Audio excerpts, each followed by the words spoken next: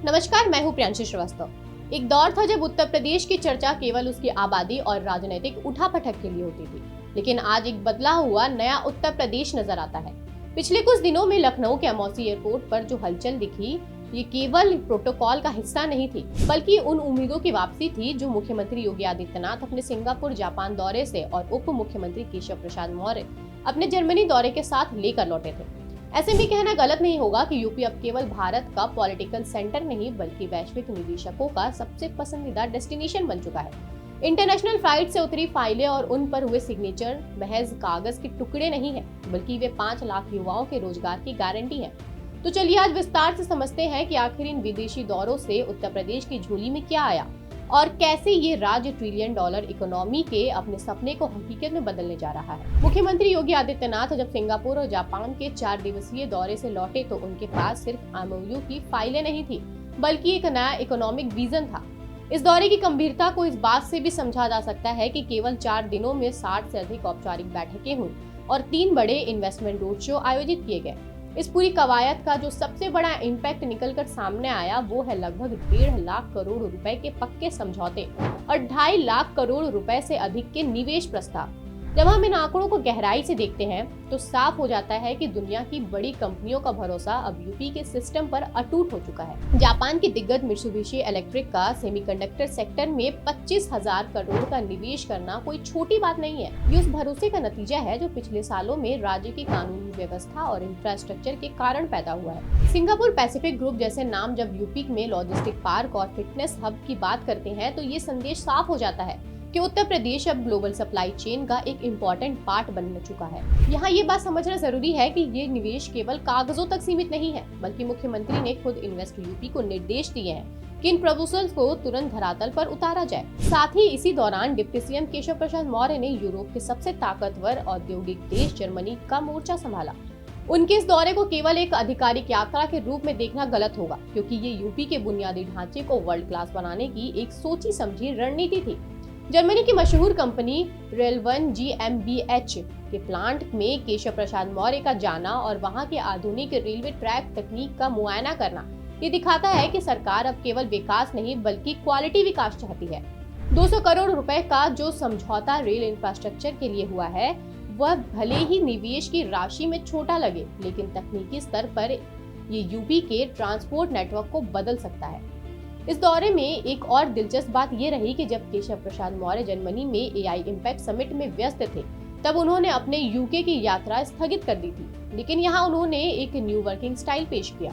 उन्होंने जर्मनी से ही video conferencing के जरिए यूके के निवेशकों से 1-to-1 बात की। इसे हम डिजिटल डिप्लोमेसी भी कह सकते हैं, जहां समय की बचत हुई और निवेश का रास्ता भी साफ हुआ। इस वर्चुअल मीटिंग ने ये साफ कर दिया है कि यूपी सरकार अब लाल फीताशाही को पीछे छोड़ चुकी है।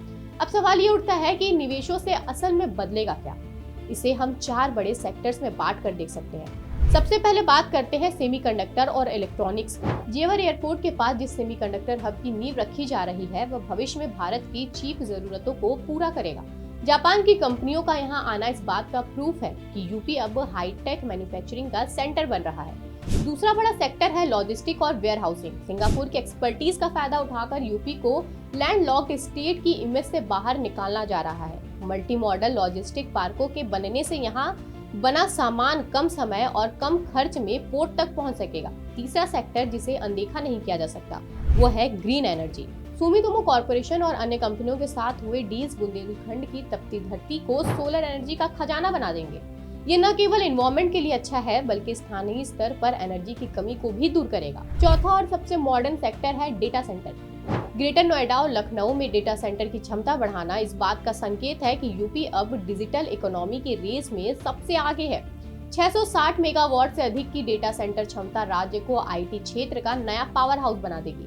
अक्सर बड़े निवेशों की चर्चा के बीच ये सवाल खो जाता है कि इससे आम आदमी या उस युवा को क्या मिलेगा जो नौकरी की तलाश में है।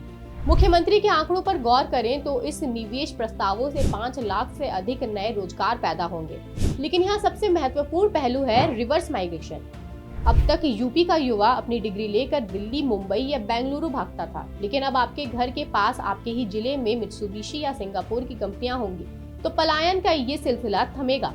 स्किल डेवलपमेंट के लिए जो समझौते हुए हैं वो हमारे युवाओं को इन ग्लोबल कंपनियों की जरूरतों के हिसाब से तैयार करेंगे। इसके साथ ही ग्रामीण अर्थव्यवस्था पर पड़ने वाले प्रभाव को भी कम करके नहीं आंका जा सकता। उप मुख्यमंत्री ने जिस ग्रामीण शहरी सेतु की बात की है उसका मतलब ये है कि एग्रो प्रोसेसिंग यूनिट्स के जरिए किसानों को उनकी उपज का सही दाम मिलेगा। जब गाँव में कोल्ड स्टोरेज और प्रोसेसिंग प्लांट होंगे तो किसान की आय केवल अनाज बेचने तक सीमित नहीं रहेगी।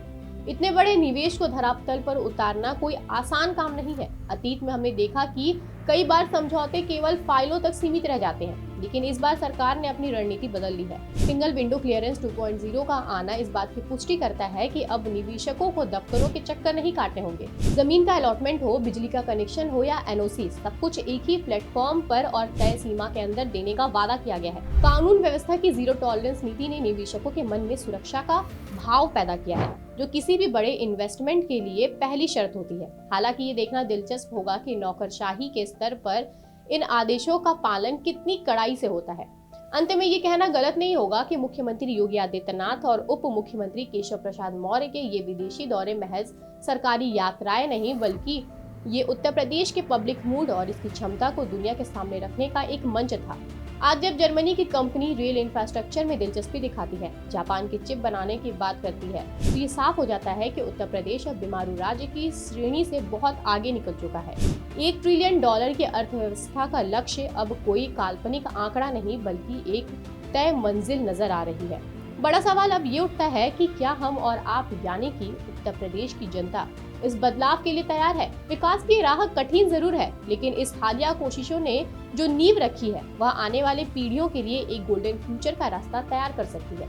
आपको क्या लगता है, क्या विदेशी कंपनियों के आने से यूपी के गाँवों की तस्वीर बदल पाएगी? अपनी राय कमेंट सेक्शन में जरूर लिखें और ऐसे ही बड़े मुद्दों पर बात करने के लिए बने रहे हमारे साथ। तब तक के लिए धन्यवाद। श्रेष्ठ भारत पर खबरों से जुड़े रहने के लिए चैनल को सब्सक्राइब और लाइक करें, बेल आइकन दबाएं और देखते रहें श्रेष्ठ भारत।